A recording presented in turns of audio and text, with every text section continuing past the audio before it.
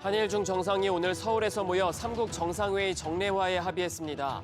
경제 민생 협력 강화에 주안점을 둔 3국은 자유무역 협상 등 경제 통상 협력을 강화하기로 했습니다.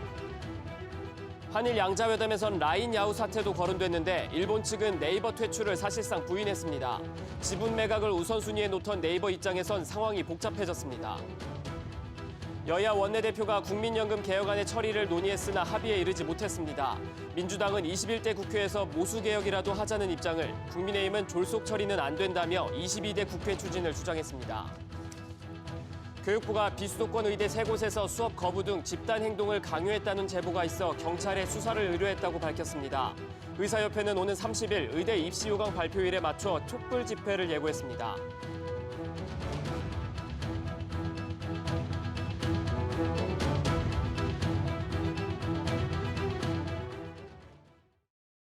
여러분 안녕하십니까? 뉴스프리즘 시작합니다. 4년 5개월여 만에 한일중 정상회의가 열렸습니다. 세 나라 정상은 FTA의 속도를 내고 AI 분야에서도 협력하기로 했습니다.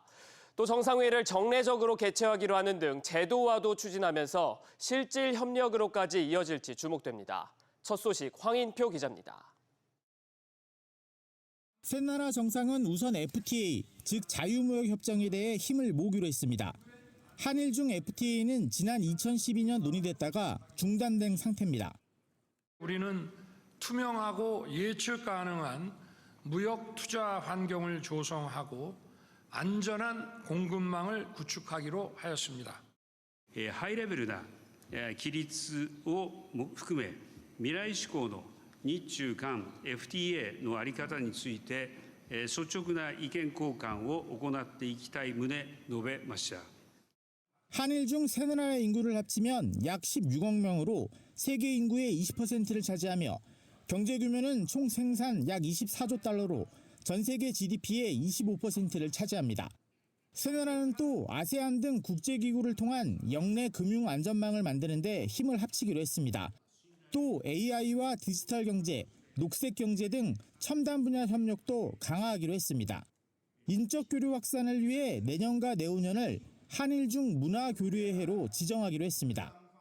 我们同意将2005至2006年定为中日韩文化交流年，以此为契机，进一步扩大我们三国的人员往来。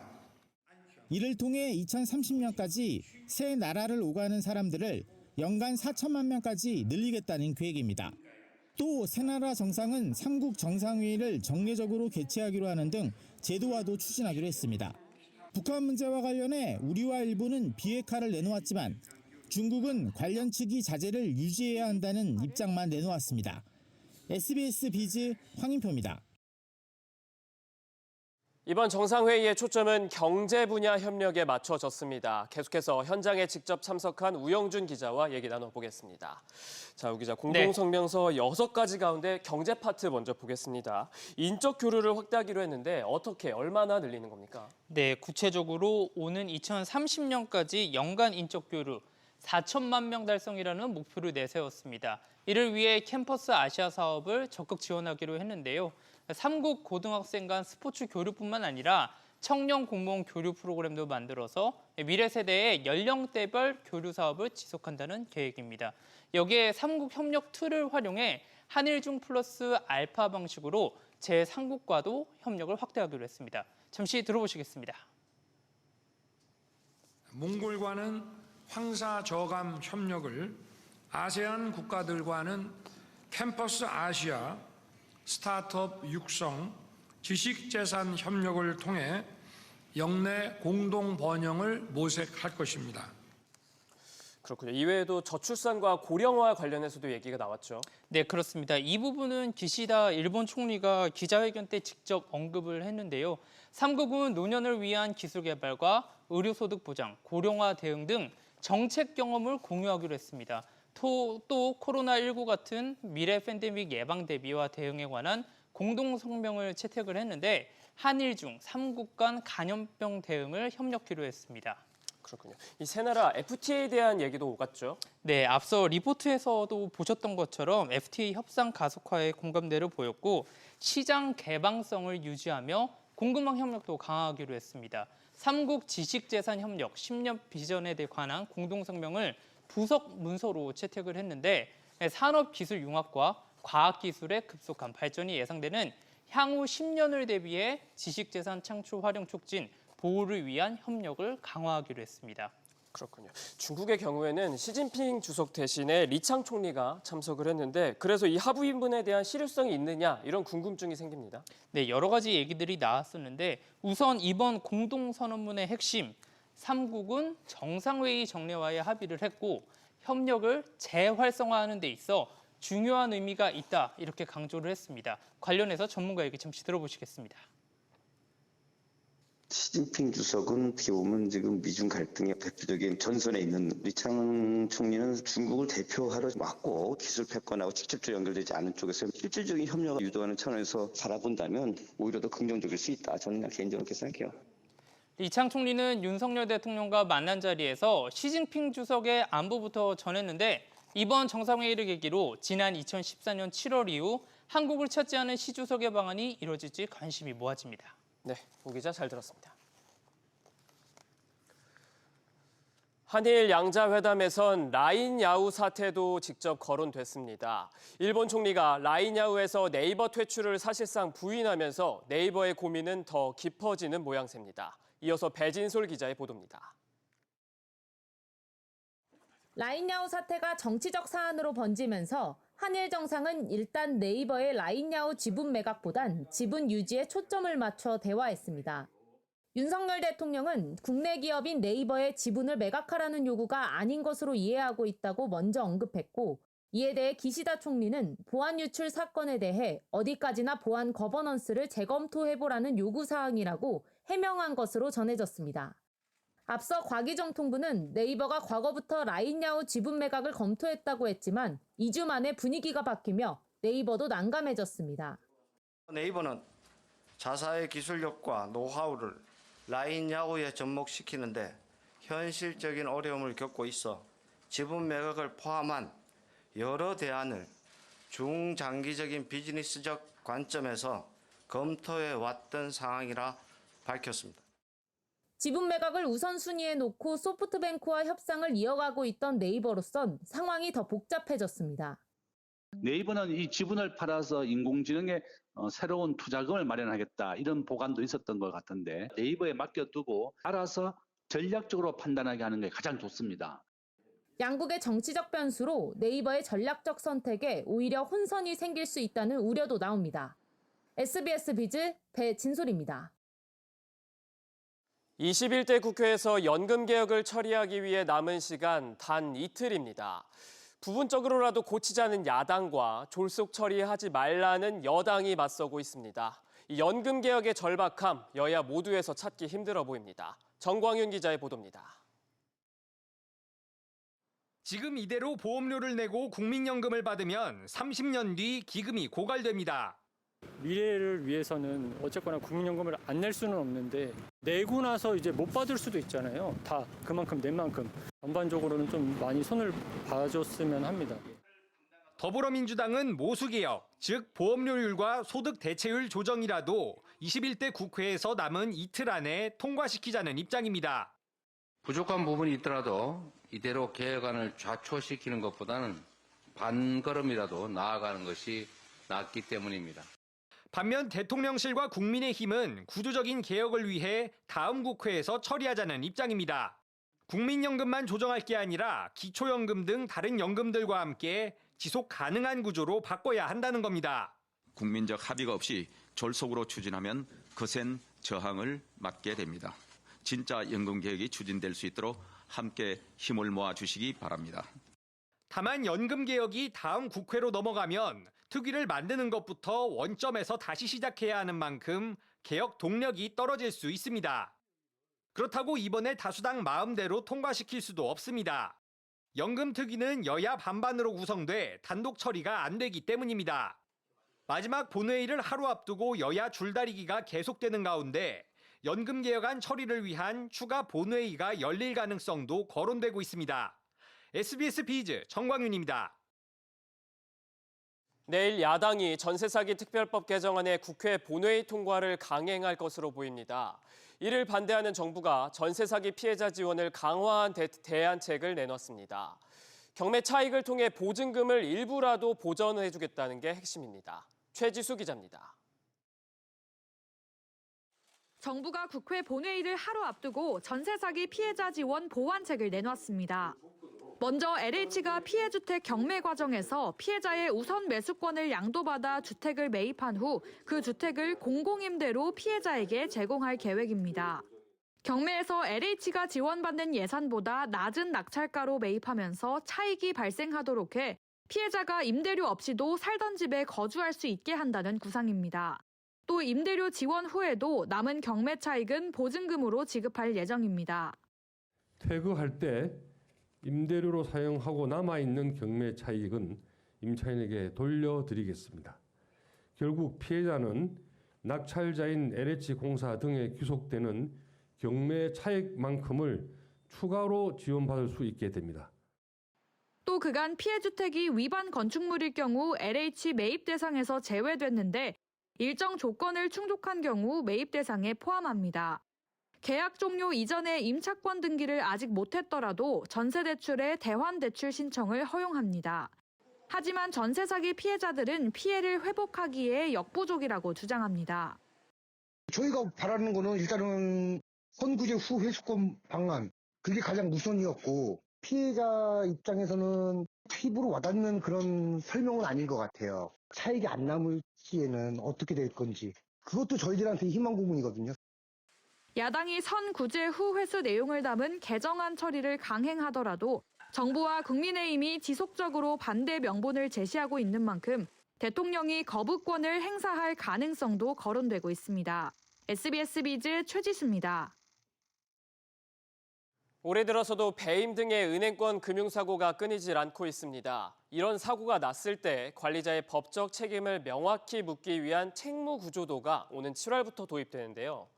은행권 준비 상황을 보니 신안 외에는 내년 이후나 가능할 것으로 보입니다. 취재기자 연결합니다. 김성훈 기자. 네, 김성훈입니다. 네, 법률 정비가 막바지 단계라고요. 네, 금융위원회는 지난 24일부터 6일간 책무구조도 도입을 골자로 한 금융사 지배구조법 시행령 개정안에 대한 제2법 예고에 들어갔습니다. 금융위는 앞서 지난 2월 입법 예고 이후 법제처 심사 등을 거쳐 예시로 언급했던 책무 구분을 명확히 규정하고 일부 문구 등을 가다듬었다고 설명했습니다. 책무구조도는 쉽게 말해 금융사 임원이 책임져야 하는 내부 통제 대상 업무와 범위를 금융서가 정리하도록 한 건데요. 금융사고 발생 시 CEO까지 책임 소재를 분명히 해 내부 통제를 강화하기 위한 취지입니다. 개정된 법안은 이후 차관회의와 국무회의 의결 등을 거쳐 7월 3일부터 시행될 예정입니다. 은행들도 준비에 뒤따르고 있습니까? 네, 금융당국은 은행에 대해선 내년 1월까지 6개월간 제출 유예 기간을 줬는데요. 주요 은행 중에선 신한은행이 속도를 내고 있는 상황입니다. 신한은행은 이미 작성을 마치고 제출 전 최종 완성도를 높이고 있는데요. 특히 진옥동 신한금융회장이 선제 도입 의지를 여러 차례 밝혀온 만큼 최대한 빨리 제출하고 시행에 나설 방침입니다. 또 당국과 제도 도입 논의 초기부터 밑그림을 같이 그려온 만큼 기준점이 될 전망입니다. 최근 배임 사고가 잇따른 농협은행은 컨설팅 업체와 내부 업무 절차 파악에 나서는 등 아직은 초기 단계에 있고요. 나머지 은행들도 새 제도의 도입인 만큼 내년 초까지인 기일을 맞추는 데 초점을 두고 준비 중입니다. SBS 비즈 김성훈입니다. 의료계 소식 전해드립니다. 비수도권 의대들이 지역 인재를 크게 늘릴 거란 전망에 지방 유학을 가야 하는 것 아니냐는 관심까지 커지고 있는 상황입니다. 이렇게 내년 의대 증원이 사실상 확정됐는데도 의정 갈등은 해소되지 않고 있습니다. 이광호 기자. 네, 이광호입니다. 네, 정부가 일부 의과대학을 수사 의뢰했다고요. 네, 비수도권 의대 3곳에서 수업 거부 등 집단 행동을 강요했다는 제보가 접수돼 교육부가 경찰에 수사를 의뢰했습니다. 구체적으로는 모든 온라인 과목의 미수강을 공개 인증하라고 했거나 학생들을 소집해 단체로 휴학원 제출을 강요한 사례 등이 접수됐습니다. 교육부는 앞서 한양대 일부 의대생이 수업 거부를 강요한다는 제보에 경찰 수사를 의뢰한 바 있습니다. 대립이 더 커질 수도 있는 대목인데 한편에선 대화의 손도 내밀고 있죠. 네, 정부가 최근 들어선 개별 접촉에 힘을 쏟는 모습입니다. 교육부는 권역별로 5개 대학에 공문을 보내 학생회와 직접 대화를 요청했다고 밝혔습니다. 복지부 역시 각 수련병원에 공문을 보내 병원 관계자가 직접 이달 말까지 전공의 개인별로 복귀 의사를 묻도록 하고 있다고 설명했습니다. 다만 의료계는 여전히 강경한데요. 의사협회는 오는 30일 전국 각 지역에서 촛불 집회를 열겠다고 예고했습니다. 의협은 집회에 대해 의대 증원의 위험성을 국민들에게 호소하기 위한 것이라며 대국민 질문을 받아 집회에서 답변할 것이라고 밝혔습니다. SBS 비즈 이광호입니다. 워크아웃을 진행 중인 태영건설의 서울 마곡 사업장에 신규 자금 3,700억 원이 투입됩니다. 태영건설의 PF 사업장 가운데 규모가 꽤 큰 곳인데 숨통이 트일지 관심입니다. 취재기자 연결합니다. 오수영 기자, 태영건설 워크아웃 스케줄대로 진행이 되는 겁니까? 그렇습니다. 최대 쟁점 중 하나였던 마곡 사업장이 해결되면서 다른 사업장들도 협의 처리에 속도를 낼 것으로 보입니다. 서울 마곡 CP4는 오는 8월 말 완공을 앞뒀을 만큼 공사가 진척돼 리스크가 낮은 현장으로 분류돼 왔는데요. 앞서 국민연금이 지난 2021년 2조 3천억 원 규모 준공 조건부 선매입을 체결해 우량사업장으로 분류됐지만 8월 완공 전까지 3,500억 원 이상의 추가 출자가 필요했습니다. 분담 규모와 대출금리 등 쟁점이 됐던 사안들이 합의에 이르며 신규 자금 투입이 가능해졌습니다. 오늘 투입되는 3,700억 원은 대주단위 채권액 보유 비중에 따라 분담하기로 했습니다. 신한은행이 2,366억 원, 교보생명 740억 원, 국민은행과 산업은행이 각각 247억 원, 기업은행 100억 원 순입니다. 금리는 한때 7%대가 논의됐었으나 최종 8%로 확정됐습니다. 남은 워크아웃 절차는 어떻게 됩니까? 네, 오는 30일 산업은행 등 채권단과 태영건설이 기업 개선 계획 이행을 위한 약정을 체결하고 본격 공동관리 절차에 들어갑니다. 앞서 지난달 말 금융채권자 협의회에서 기업 개선 계획이 통과된 이후 산은과 태영은 경영 목표와 이행 계획 등을 담은 성과 지표, KPI 수립 등 실무 협의를 마무리했습니다. 이후 다음 달 11일에는 회사채 출자 전환과 만기 연장을 위한 사채권자 집회가 열릴 계획입니다. SBS 비즈 오수영입니다. 미중 갈등은 우리 수출 시장의 판도를 바꿔놨습니다. 지난 20년간 우리나라는 중국 수출 비중이 가장 컸는데요. 최근 미국이 자국 투자 유치를 강조하면서 우리 기업들의 자동차와 반도체 수출이 미국으로 쏠렸습니다. 윤지혜 기자가 보도합니다. 지난달까지 대미 수출은 424억 달러로 지난해보다 17% 증가한 것으로 나타났습니다. 신흥시장으로 떠오른 인도 수출도 4% 늘었는데 미국과 인도 모두 같은 기간 역대 최대 규모입니다.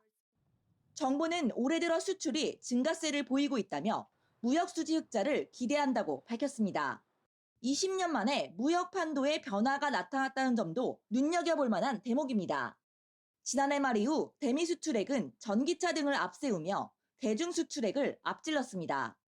미국의 견조한 소비와 인플레이션 감축법 등 산업정책에 따른 투자 확대의 영향이라고 할 수 있습니다. 특히 전기차 등 소비재 수출이 높은 수준을 유지하였습니다.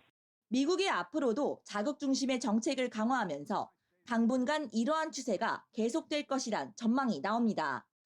다만 특정 국가 의존도가 높은 수출 구조가 달라지지 않은 만큼 미국의 경기 회복에 따라 우리 수출 성적이 좌지우지될 수 있습니다. 미국 경제가 1분기 지표부터 좀 안 좋아지는 있어서 그런 부분이 상당히 좀 우려가 되고요. 하반기에 그렇게 성장세가 빠르지 않다. 올해 하반기 수출도 분명히 증가세가 둔화될 가능성이 높다고 생각이 됩니다. 수출 회복이 더딜 경우를 대비해 내수 경기에 대한 안전판을 구축해야 한다는 지적도 나옵니다. SBS 비즈 윤지혜입니다. KB금융이 오늘부터 본격 시행된 기업 밸류업 공시 프로그램의 첫 타자가 됐습니다. 밸류업의 성공적인 안착을 위해서 정부는 부실기업 퇴출 작업도 본격 추진합니다. 조슬기 기자의 보도입니다. KB금융이 기업가치 재고 계획을 상장사 중 처음으로 안내 공시했습니다. 구체적인 기업가치 재고 계획을 오는 4분기 중 공시하겠다고 밝혔습니다. 상장사의 기업 가치를 높이기 위한 금융당국의 기업 밸류업 프로그램이 오늘부터 본격 시행에 들어갔습니다. 밸류업 공시의 가장 큰 특징은 기업 가치 제고를 위해 앞으로 어떻게 할 것인지 초점을 맞춘 점입니다. 기본적인 기업 정보와 사업 현황, 기업 가치 제고 목표와 이행 평가 내역을 속해 있는 산업의 특징과 성장 단계, 주주 관심 사항을 고려해 담아야 합니다. 주가 수익 비율 같은 재무적 지표는 물론이고 지배구조 등 비재무 지표도 자율적으로 활용해 알릴 수 있습니다. 기업들이 주주 환원뿐만 아니라 기업 상황에 맞게 경영 계획을 수립하고 주주들과 진정성 있게 소통하는 것이 밸류업 프로그램의 핵심입니다. 정부는 조만간 밸류업 모범공시 기업들을 대상으로 밸류업 지수를 만들고 상장지수 펀드도 출시할 예정입니다. 하지만 구체적인 세제 인센티브는 아직까지 확정되지 않았습니다.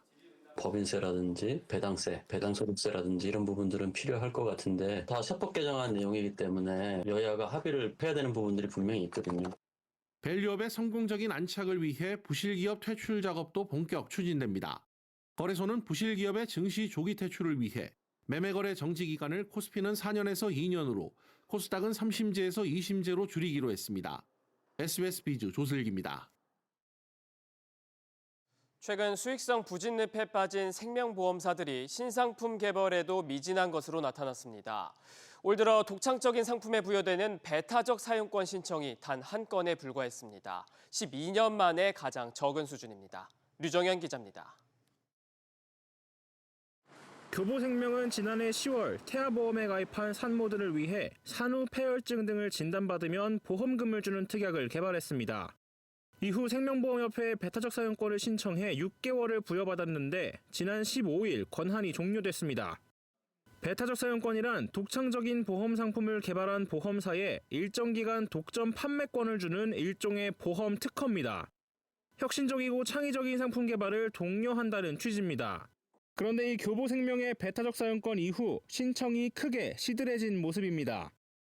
올해 1월부터 최근까지 생명보험사들의 배타적 사용권 신청은 단 한 건에 불과합니다. 같은 기간 최근 4년 동안 3건에서 5건 정도였던 것과 대조적입니다.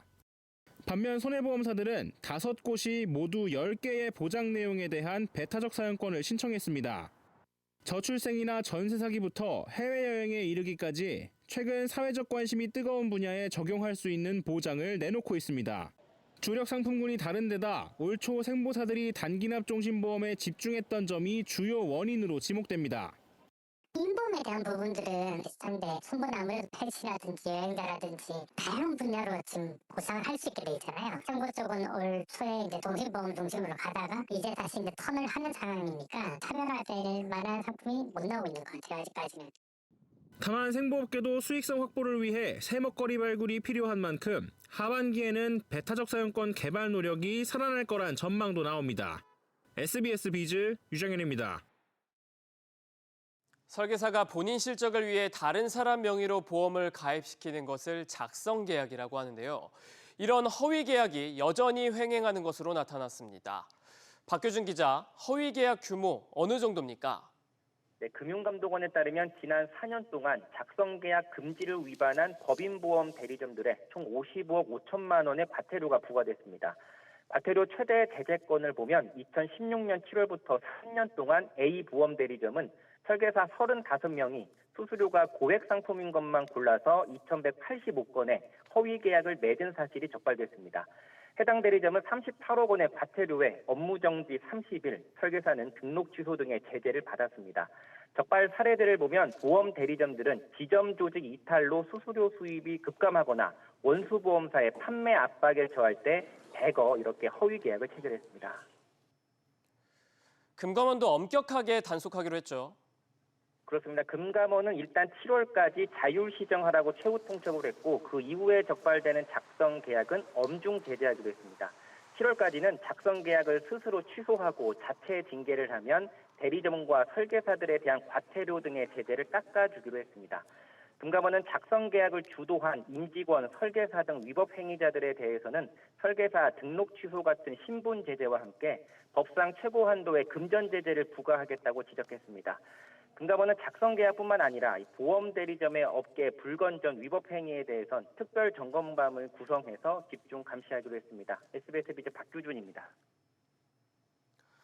다이슨이 한국의 마루바닥 문화에 최적화한 다이슨 워시 지원 물청소기를 선보였습니다. 흡입 없이 물청소만으로 먼지와 얼룩 등을 동시에 제거하는 방식으로 오염물질이 쌓여 청소 성능이 떨어지거나 악취가 새어나오는 현상을 방지했습니다. 또한 오염도에 따라 습도를 3단계로 조절할 수 있고 2개의 롤러가 동시에 돌아가며 청소 성능을 높였습니다.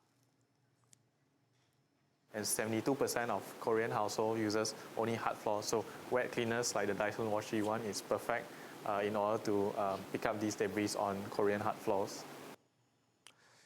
이와 함께 청소기 내부가 자동 세척되고 먼지통과 오염수를 손대지 않고 비울 수 있는 다이슨만의 분리 시스템이 적용됐습니다. 코스피가 닷새 만에 반등에 성공하며 2,720선을 회복했습니다. 코스피는 오늘 지난주보다 1.32% 오른 2,722.99의 장을 마쳤습니다. 반도체와 2차 전지, 원자력 관련 업종 등이 강세를 보였습니다. 코스닥 지수는 1.02% 오른 847.99에 원달러 환율은 5원 70전 내린 1,363원 80전의 거래를 마쳤습니다. 안녕하세요. K웨더 라이프스타일 예보 박성훈입니다. 중북부 지방의 하늘에는 구름만 조금 있고 충청 이남은 흐린 가운데 제주도에는 산발적으로 약한 비가 내리고 있는데요. 오늘 저녁을 지나면서 하늘이 점차 개겠습니다. 내일은 전국이 대체로 맑겠고 충청 이남 지방에는 한때 구름이 많겠습니다. 공기질도 양호하겠습니다. 내일은 맑은 날씨에 일교차가 크겠습니다. 내일 아침 기온은 서울, 광주, 대구가 14도 보이겠는데요. 낮에는 25, 6도를 보이면서 일교차가 10도 이상으로 벌어지겠습니다. 기온 변화로 인한 건강관리에 유의하시기 바랍니다. 다음은 자세한 지역별 내일 기온입니다. 중부지방 서울과 인천 14도, 대전 12도, 춘천 11도로 아침을 시작하겠습니다. 한낮에는 수원과 세종 25도, 서울 26도까지 오르겠습니다. 동해안 지방의 아침 기온은 속초와 강릉 13도입니다. 낮에는 울진 20도, 속초와 강릉 21도를 보이겠습니다. 남부지방 광주와 대구 14도, 부산 17도로 아침을 맞이하겠습니다. 한낮 최고 기온은 전주 25도, 부산 24도, 제주는 22도가 예상됩니다. 서해상에는 구름만 조금 있겠고 남해와 동해는 흐리거나 구름 많겠습니다. 물결은 전해상 약간 높게 일겠습니다. 당분간 전국이 대체로 구름 많겠는데요. 금요일 제주도에 비가 내리겠고 토요일에는 강원도에 비 소식이 들어있습니다. 날씨였습니다. 오늘 저희가 준비한 소식은 여기까지입니다. 내일도 5시 55분에 찾아뵙겠습니다. 시청해주신 여러분 고맙습니다.